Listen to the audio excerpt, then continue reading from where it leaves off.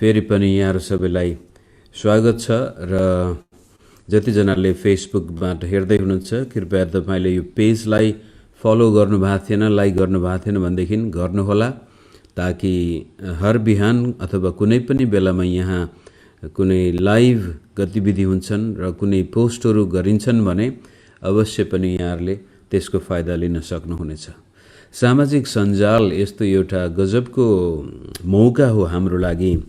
यसको प्रयोगबाट आफ्नो जीवनमा केही कुरो सिक्नुका साथसाथै आफूसँग भएका कुराहरू संसारसँग बाँड्नको लागि पनि यसले हामीलाई धेरै ठुलो मौका प्रदान गरेको छ। तर यो सधैँ नै हाम्रो हातमा रहिरहला भन्ने निश्चयता चाहिँ छैन।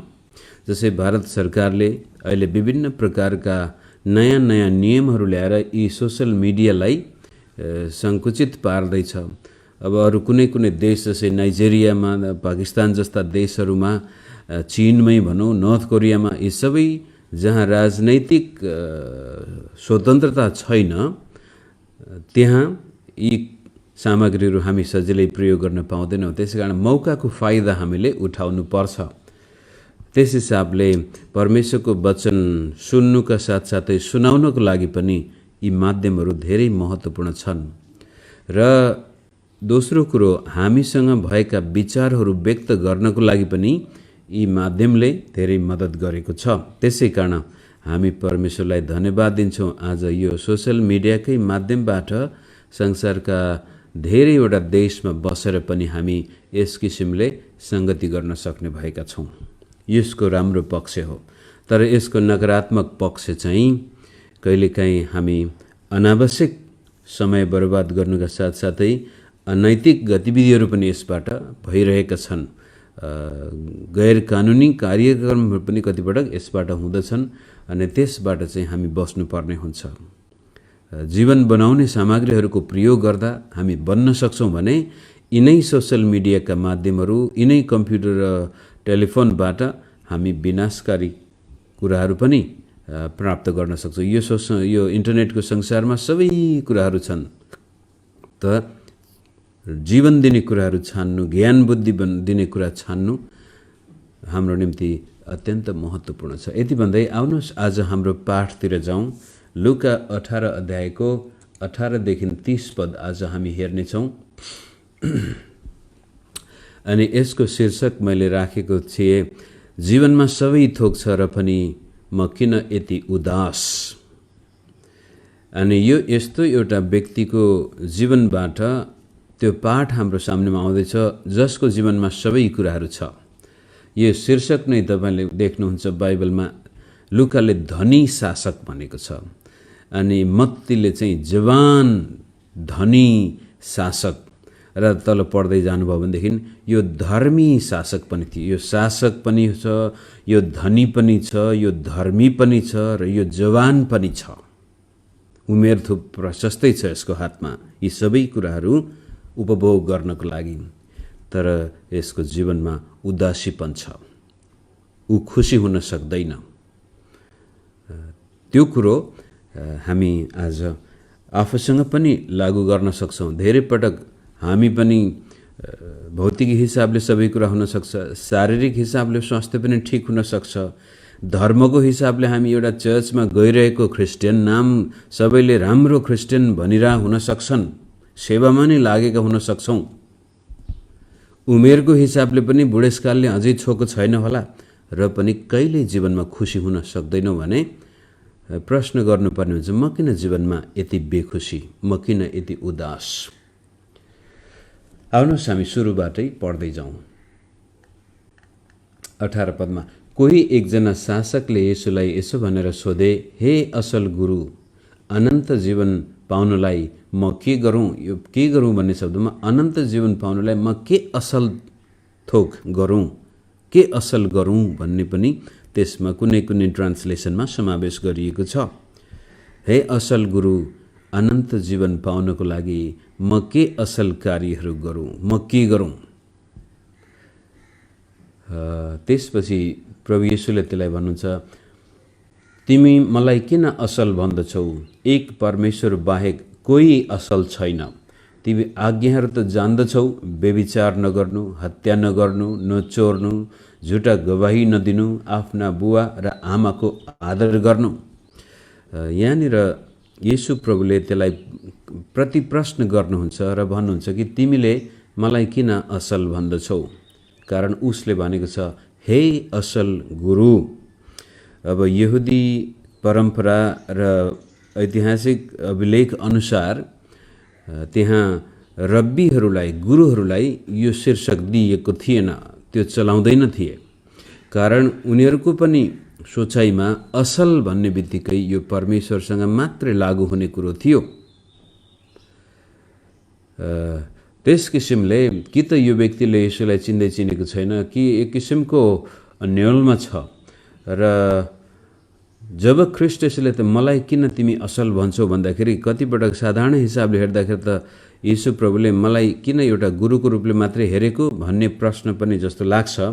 तर वास्तवमा प्रभुले के भन्दैछन् भने, म परमेश्वर हुँ तर तिमीले चिनेको छैनौ। तिमीले मलाई असल गुरु यो कसैले नचलाएको शीर्षकले त बोलायौ, तर के तिमी साँच्चै मलाई चिन्दछौ त भन्ने प्रश्न पनि हुनसक्छ यो। र दोस्रो, परमेश्वर मात्रै असल हुनुहुन्छ र तिमीले मलाई असल भन्यौ, राम्रो कुरो भयो, तर चिन्दै नचिनेर भन्यौ भन्ने पनि सम्भावना त्यहाँ छ। कारण दोस्रो लाइनमा परमेश्वर बाहेक कोही असल छैन भन्ने बित्तिकै म परमेश्वर हुँ, उहाँले मलाई म असल नबन भनेको होइन, तर मलाई तिमी किन भन्दैछौ? के तिमीले साँच्चै मलाई चिनेका हौ त? चिनेको भए त तिमीले यो प्रश्न नै म असल के गरौँ भनेर सोध्ने नै थिएनौ। किनभनेदेखि योभन्दा अगाडिको पाठमा हामीले हेरेका थियौँ, यो कर उठाउनेले पनि भन्छ, हे परमेश्वर ममाथि दया गर्नुहोस्। 10 जना कुष्ठरोगीले पनि चिच्याउँदै कराउँदै आएर भनेका छन्, हे मानिसको पुत्र, हे गुरुज्यू, हामीमाथि दया गर्नुहोस्। र थुप्रै अरू ठाउँमा यो वाक्यांश फेरि 19 अध्यायमा होइन, यसैको तल खण्डमा पनि एक वाक्यांशहरू आउने छन् जहाँ भनिनेछ, ममाथि दया गर्नुहोस्, हामीमाथि दया गर्नुहोस्। त्यसले के देखाउँदैछ भनेदेखि उनीहरू आफै कुनै असल काम गरेर जीवनमा खुसी हुन सक्ने अवस्था छैन, अब परमेश्वरलाई पुकारा गर्दछन्। र धेरै वर्ष अगाडि मैले एउटा सिरिजहरू लुकाको सुसमाचारबाट प्रचार पनि गरेको थिएँ कि जुन कुनै व्यक्तिले यसोलाई पुकारा गर्दछ त्यसले आफ्नो जीवनमा आश्चर्य कर्म भेटारै छोड्छ। अनि यो व्यक्तिले चाहिँ आएर येशू ख्रिस्टलाई पुकारा गरेको छैन, प्रश्न मात्रै गरेको छ। त्यसै कारण येशू प्रभुले त्यसलाई फेरि तिमी गर्न नै चाहन्छौ भनेदेखि गर्ने कुरा त यहाँ छ भनेर त्यसपछि 10 आज्ञामध्ये 5वटा आज्ञा यहाँनिर उल्लेख गरिएको छ। व्यभिचार नगर्नु, हत्या नगर्नु, नचोर्नु, घुसझुटा गवाही नदिनु र बाबुआमाको आदर गर्नु। 1, 2, 3, 4, 5 हजुर। अनि परमेश्वरलाई त विश्वास गरेको अथवा परमेश्वरको नाउँ व्यर्थमा नलिएको, मूर्ति नबनाएको र शबत पनि पक्कै पनि यसले पालन गरेको।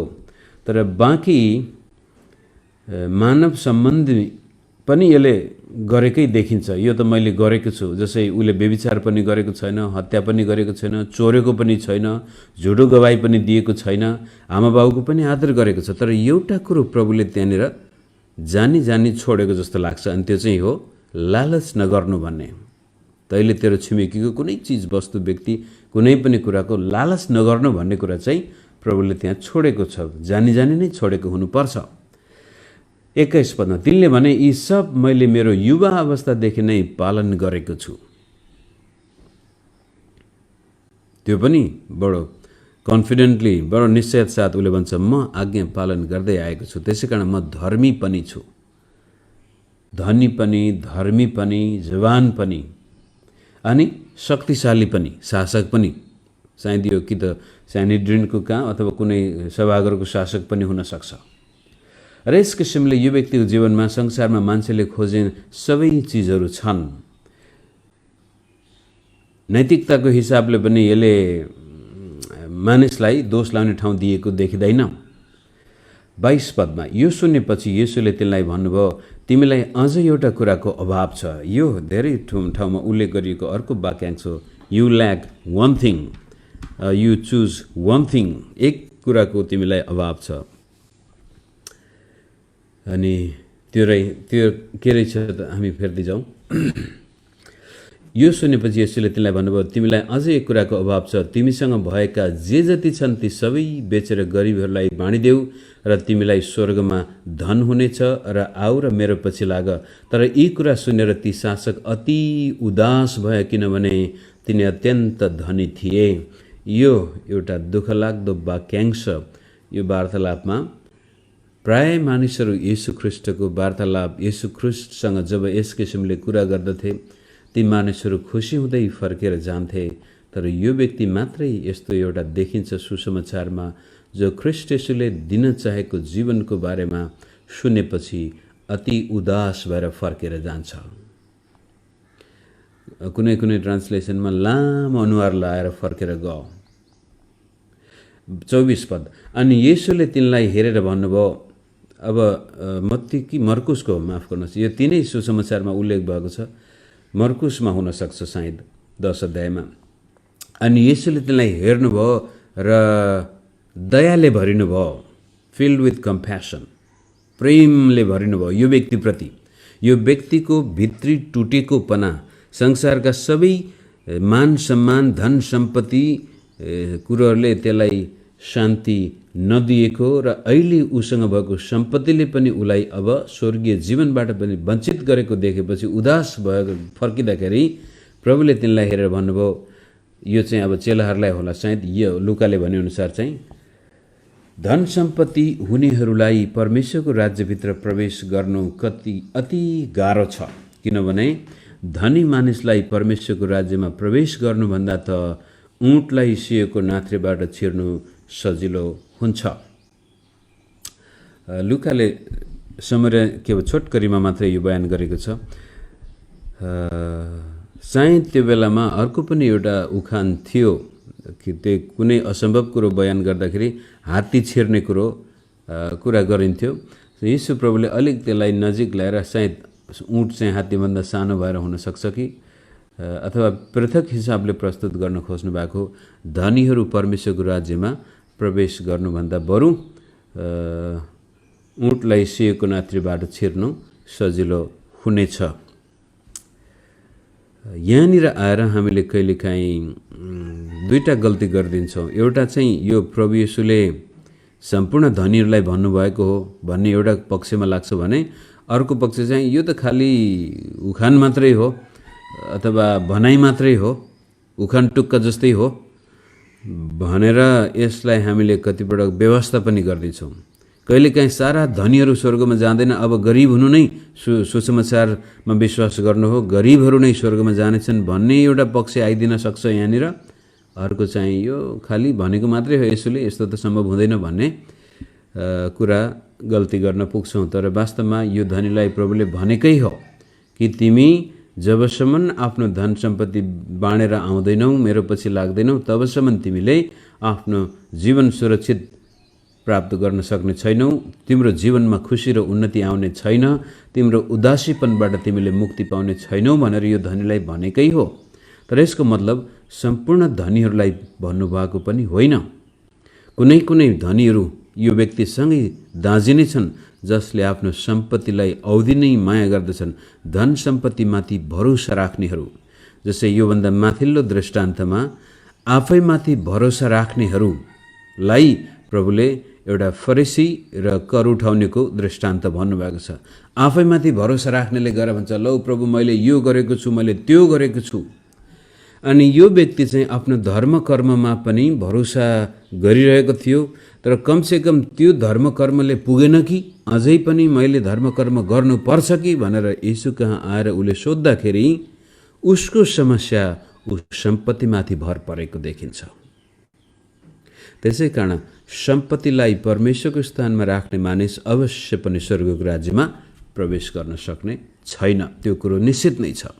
भौतिक कुराहरूको पछि लाग्ने मानिस आत्मिक कुराहरूमा जहिले पनि घाटा खानेछ। 26 पद, अनि शून्यहरूले भने, अब अर्को समाचारमा पत्रुस नै पहिले बोलेको थियो। तब कसको उद्धार हुन सक्छ त? यसको मतलब धनीहरू कोही पनि स्वर्गमा जान सक्दैनन् भने को चाहिँ मुक्ति पाउन सक्छ त भन्दाखेरि उहाँले भन्नुभयो मानिसहरूको लागि जे असम्भव छ त्यो परमेश्वरको लागि सम्भव छ।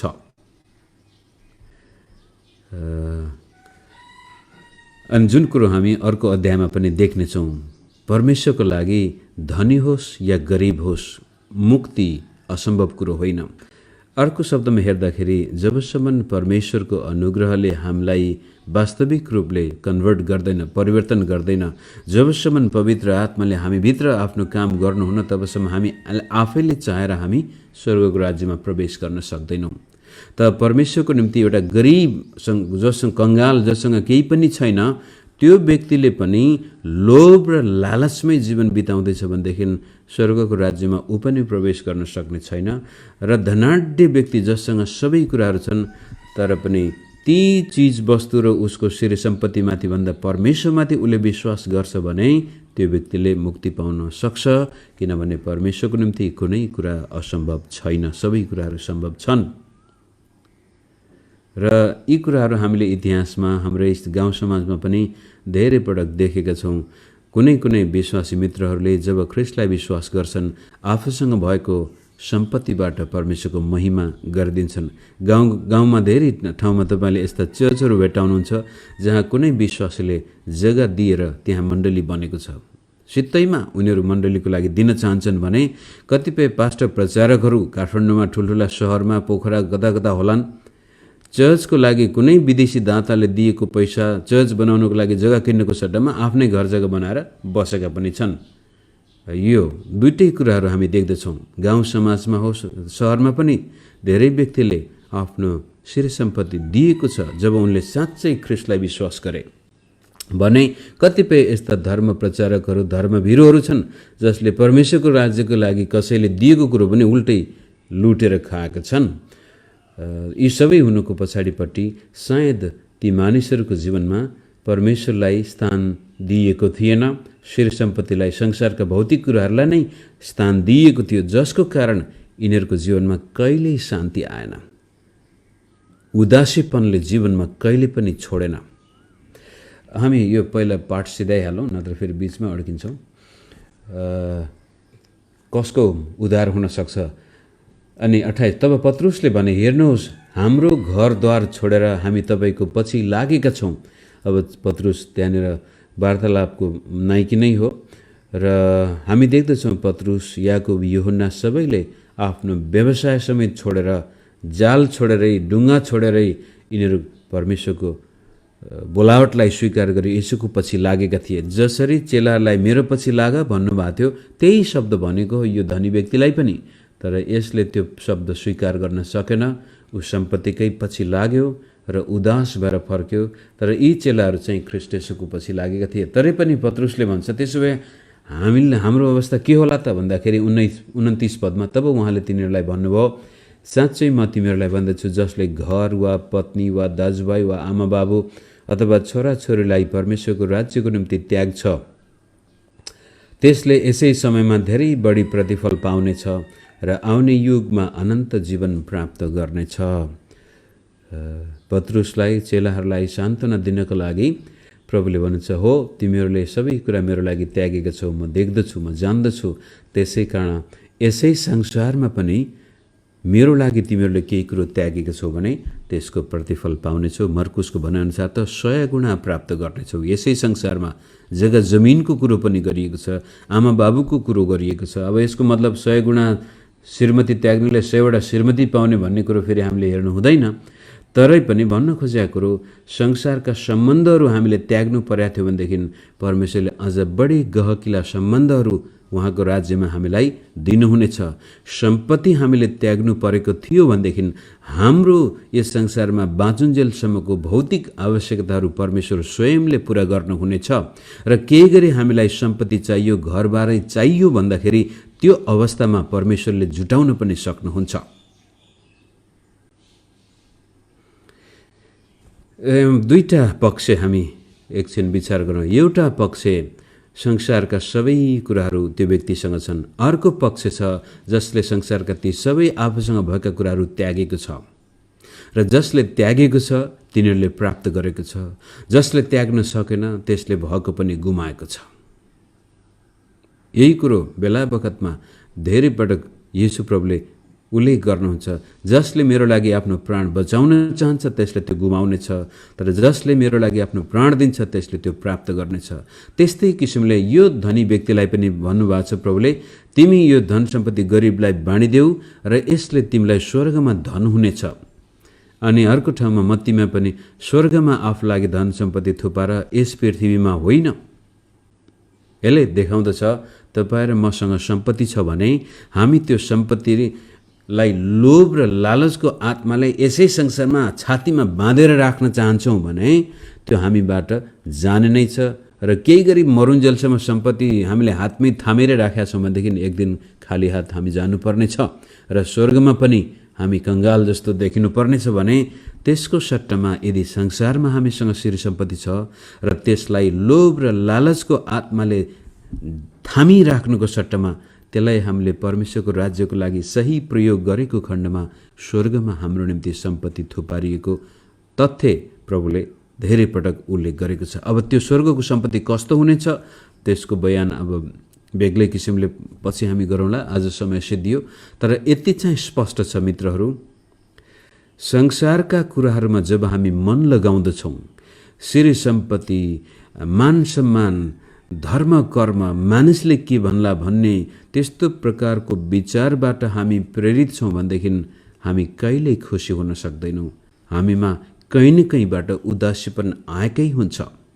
कि त सम्पत्ति हराउने पो हो कि चोरले चोरेर लाने हो कि कसैले ठगिदिने हो कि व्यापारमा घाटा लाग्ने हो कि मसँग भएको श्री सम्पत्ति उडेर पो जाने हो कि भन्ने चिन्ता एकातिर छ भने त्यसपछि मान सम्मान धर्म कर्मको कुरो गर्दा जति नै हामीले धर्म कर्म गरे पनि कता कता हाम्रो विवेकले हामीलाई दोषाइ नै राख्छ। यो कुरो गर्दाखेरि एकजना मनोवैज्ञानिक शास्त्री जसको नाम हो कार्ल यङ, आजभन्दा झनै 50-60 वर्ष अगाडि उहाँ धेरै प्रख्यात व्यक्ति हुनुहुन्थ्यो, धेरै किताबहरू लेखेर जानुभएको छ। आजको मनोवैज्ञानिक शिक्षा प्रणालीमा नै उहाँले धेरै ठुलो परिवर्तन ल्याउनु भएको थियो। उनले हाम्रो जीवनलाई व्याख्या गर्दाखेरि 4वटा तहमा विभाजन गर्नुभएको थियो मानिसको जीवन। अनि एउटा तह चाहिँ खेलाडी, त्यो चाहिँ जवान, जब हामी हुर्किँदै बचपनबाट जवानीपनमा जान्छौँ, खेलाडीको मुख्य चिन्ता भनेको नै शरीरलाई कसरी ठिक राख्ने, कसरी बलियो बन्ने, कसरी छिटो दौडिने, कसरी राम्रोसँग उफ्रिने र अब स्त्री जातिको लागि भन्दाखेरि कसरी सुन्दरी देखिने। शरीरमा मात्रै त्यो जवानीपनको व्यक्ति खेलाडीको संख्या दिएर शरीरमा मात्र मन लागेको कसरी हुन्छ बलियो देखिने, सुन्दरी देखिने। हुन पनि जवान पुरुष र स्त्रीको निम्ति अनुहार नै सबै कुराहरू, तागत बल नै सबै कुराहरू हो। एकजना बहिनीको यो इन्टरनेटमा समाचार भाइरल भइरहेको थियो हिजो अस्ति, के निशा केसी कि भन्ने बहिनी, 3 वर्ष अगाडि उनी एकदमै सुन्दरी मोडल काम गर्थिन्, तर दुर्घटना भएर उनको जीवन बेहाल भयो। अहिले 20 किलोको भएर एउटा व्यस्त घरमै आमा बाउले उपचार पनि गर्न नसकेर बेहाल भएर हिजो कुन चाहिँ अस्पतालले उनको उद्धार गरेको कुरो फैलिरहेको थियो। जीवन सुन्दरता छैन भने केही पनि छैन जवानी अवस्था स्त्रीको लागि, अनि जवान पुरुषको लागि पनि शरीर छैन भने केही गर्न सक्दैन भन्ने त्यो शरीरमा मात्र मन लागेको हुन्छ।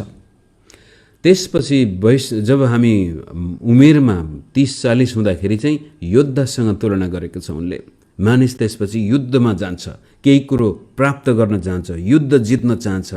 म के प्राप्त गर्न सक्छु जीवनमा, म के उपलब्धि गर्न सक्छु, मान्छेको ध्येय नै म के गरौँ, म के गरौँ, मेरो जीवनमा म के पाउन सक्छु, के उपलब्धि गर्न सक्छु। र नभन्दै संसारमा 30-40 मा विवाहबारी हुन्छ, छोराछोरी हुन्छन्, आमा बाउ लोग्ने स्वास्नी सबैको चिन्ता फिक्री गरेर हामी प्राप्त गर्नपट्टि लाग्छौँ। त्यसपछि जब हामी त्यो उमेरबाट 50-60 को उमेरमा पुग्दाखेरि अथवा त्यसलाई उनले एउटा नेतासँग राजनेतासँग तुलना गरेको छ।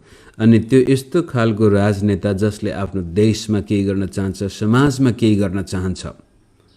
अब ऊ आफ्नो परिवारबाट अलिक पर गयो, समाजमा केही गर्न चाहन्छ, सेवा गर्न चाहन्छ र अन्तिम स्टेज उनले एउटा उत्तम स्टेज चाहिँ आत्मिक प्राणी, आत्मिक व्यक्तित्व जब ऊ आत्मिक अवस्थामा आउँदछ तब उसले म अरूलाई के दिन सक्छु भन्ने चिन्ता, यति बेलासम्म ऊ के प्राप्त गर्न सक्छु। जवान व्यक्तिले पनि आफ्नो शरीरमा ध्यान दिइरहेछ प्राप्त गर्नकै लागि। अनि अधमैसे उमेरमा हामी योद्धाले पनि जित्न खोजिरहेको छ, कब्जा गर्न खोजिरहेको छ, प्राप्त गर्ने कुराहरू नै छन्। एउटा राजनेताले पनि अब मान सम्मानको कुरा आउँछ त्यति बेलामा, मैले सेवा गरेपछि देशको सेवा गर्छु कि अथवा राष्ट्रको सेवा गर्दाखेरि मलाई इज्जत आउँछ, भावी पुस्ताले पनि मलाई राम्रो सम्झिउन्। तर आत्मिक स्टेजमा आइपुगेपछि संसारका मान्छेले जेसुकै भनुन् त्यसको सरोकार हुँदैन। उसले अब म मर्नुभन्दा अगाडि मानिसको जीवनमा म के थपेर जान्छु, के दिन सक्छु, आफूभन्दा अरूलाई उसले बढी ध्यान दिन्छ। यो साइकोलोजिकल डेभलपमेन्ट कुरा गर्दाखेरि त यो आत्मिक स्टेज आइपुग्न हाम्रो उमेरै 60-70 हुनुपर्छ भनेको छैन। यो कुनै पनि स्टेजमा यो आत्मिक परिवर्तन हाम्रो आउन सक्छ, ट्रान्सफर्मेसन आउन सक्छ, जसले ओहो यो शरीरमा मात्रै किन ध्यान दिनु, प्राप्त गर्ने म के पाउँछु भन्ने कुराहरूमा मात्रै किन ध्यान दिनु, अथवा सेवा गरेर पनि सम्मान मात्रै किन खोज्नु। जीवन त कसैको लागि दिने, यो त बिउ सर रोप्नु पर्ने रहेछ भन्ने आत्मिक भाव जब मानिसमा आउँछ तब बल्ल त्यो मानिस आनन्द हुन सक्छ रे। जवानी उमेरमा पनि सुन्दरता जाने बित्तिकै हाम्रो खुसी गएर गयो, अथवा शक्ति जाने बित्तिकै खुसी गयो। अधवैंश उमेरमा पनि प्राप्त गर्न चाहेको कुरो हात परेन भने हाम्रो जीवनमा उदासी पनि आयो।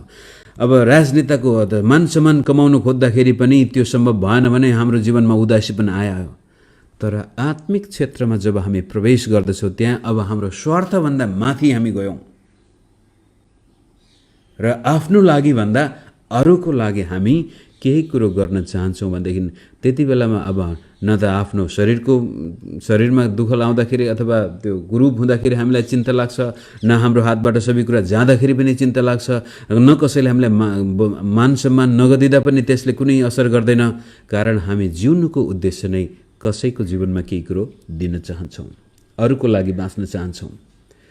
र सायद यो धनी पुरुषको पनि, धनी शासकको पनि जीवनमा यो जति पनि उसले गर्दैछ आफ्नो मात्र स्वार्थपूर्तिको लागि, लोभको आत्माबाट ऊ प्रेरित भएको कारण उसमा उदासीपन आएको छ। र तपाईँ र म पनि यदि हामी स्वार्थको लागि बाँचेका छौँ, म भन्ने कुरा मात्रै छ भनेदेखि हामी जहिले पनि उदास हुनेछौँ। जब हाम्रो म भन्ने कुरा हामी प्राप्त गर्न सक्दैनौँ, चाहेको कुरो प्राप्त गर्न सक्दैनौँ, मानिसले हामीलाई जुन प्रकारले हेर्नुपर्ने हो त्यो हेरिदिँदैन र आफूसँग भएका कुराहरू जाने बित्तिकै हामीमा त्यो खिन्नता, त्यो उदास आउँछ। परमेश्वरको राज्यमा प्रवेश हामी गर्न सक्दैनौँ भन्नुको मतलब येशू ख्रीष्टले दिने त्यो अनन्त र असीमित जीवन हामी प्राप्त गर्न सक्दैनौँ।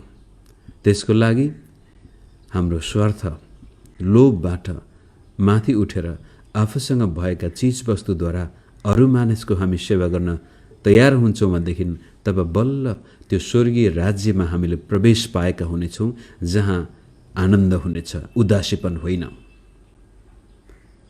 बाइबलको एउटा मुख्य विषय नै लिनुभन्दा दिनु असल हो।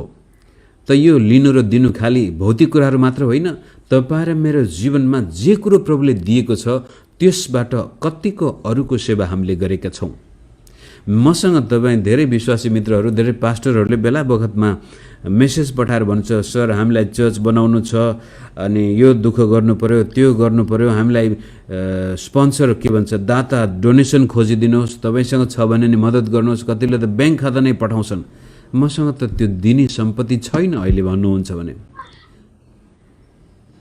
त मसँग जे छ त्यही मात्रै म दिन सक्छु। धेरै बाल स्कुलमा पढाएका विद्यार्थीहरू आज पास्टर प्रचारक छन्, उहाँहरूका आवश्यकताहरू छन्, मलाई थाहा छ। आवश्यकता पुरा नहुँदाखेरि सेवाकामा गाह्रो हुन्छ। त मसँग भएको कुरो त खालि बाइबलीय शिक्षा मात्रै हो। मैले त्यही छ मसँग, त्यही दिएर कसरी हुन्छ विश्वासी दाजुभाइ दिदीबहिनीको जीवनमा म जीवन ल्याउन सकौँ, उत्साह थप्न सकौँ। तपाईँ मसँग के छ, जबसम्म हामी त्यसलाई दिएर अरूको जीवनमा खुसी देख्न सक्दैनौँ भने आफ्नो जीवन पनि खुसी आउँदैन। र यो धनी शासक दुखी हुनुको पछाडिपट्टि उसले गरिबलाई त्यो दिन सकेन। आफूसँग भएको सम्पत्ति आफैसँग छातीमै बाँधेरै राख्न खोजेको कारण ऊ फर्केर गयो र ऊ बेखुसी भयो। दिनु अत्यन्त रहर लाग्दो कुरो हो। तपाईँको कारण कसैले आएर दाइ दिदी भाइ बहिनी तपाईँले गर्दाखेरि मेरो जीवनमा मैले यहाँनिर भिन्नता पाएँ, मलाई यहाँनिर सहयोग हो, मैले यहाँनिर आशिष पाएँ, यस्तो भावनाबाट हामी जिउँछौँ भने अवश्य पनि हामीसँग भएका, म भन्छु हामीसँग केही छैन भने पनि हामी प्रार्थना दिन सक्छौँ मानिसका लागि। तपाईँको छरछिमेकी, तपाईँको इष्टमित्र आफन्त, उनीहरूको लागि प्रार्थना गरिदिनुहोस्, उनीहरूप्रति शुभचिन्ता राख्नुहोस्, उनीहरूको भलो चिताउनुहोस्। त्यो पनि दिनुभएको हो। दिने आत्मा, अरूलाई बनाउने आत्मा, अर्काको लागि बाँच्ने आत्मा, त्यो चाहिँ आत्मिक मानिसको एउटा लक्षण हो। कारण हामीभित्र दुईटा स्वभाव छन्, एउटा पापी स्वभाव, यसलाई अङ्ग्रेजीमा इगो पनि भन्छौँ, म मात्रै हुन्छ, र अर्को आत्मिक स्वभाव जो जहिले पनि परमेश्वरको लागि जिउन चाहन्छ, अरू मानिसको लागि जिउन चाहन्छ। र यो धनी शासकको जीवनबाट हामीले पनि यही पाठ सिकौँ कि जब म लोभ लालचबाट मुक्त भएर परमेश्वरलाई जीवनको सर्वस्व बनाउँदछु, मलाई चाहिने भौतिक कुरा पनि प्रभुले पुरा गर्नुहुनेछ र मेरो जीवनमा कुनै कुरा असम्भव हुने छैन। प्रभुले जे चाहनुहुन्छ त्यो सम्भव हुनेछ। र धनी व्यक्तिलाई सुसमाचार सुनाउँदा पनि हामीले यो भन्नु हुँदैन कि यो धनी छ यसले त विश्वास गर्दैन होला भनेर होइन। प्रभुले उसको प्राण आत्मालाई बचाउनका साथसाथै उसको धन सम्पत्ति पनि बचाउन सक्नुहुन्छ र त्यसपछि त्यो व्यक्ति परमेश्वरको राज्यको लागि अझ बढी उपयोगी हुनेछ। यति भन्दै म फेसबुकबाट बिदा हुन्छु। जुममा तपाईँहरू जतिजना हुनुहुन्छ तपाईँका कुनै जिज्ञासा प्रश्न छन् प्रार्थना छन् भने भन्नुहोला। र फेसबुकबाट सुन्दै गर्नुहुने मित्रहरूलाई पनि यदि तपाईँलाई जुमभित्रै आएर प्रत्यक्ष सङ्गति गर्न चाहनुहुन्छ भने कृपया मेसेज पठाउनुहोला। धेरैले मेसेज पठाइरहनु भएको छ र हामी पछि नजिकबाट सङ्गति गर्न सक्छौँ।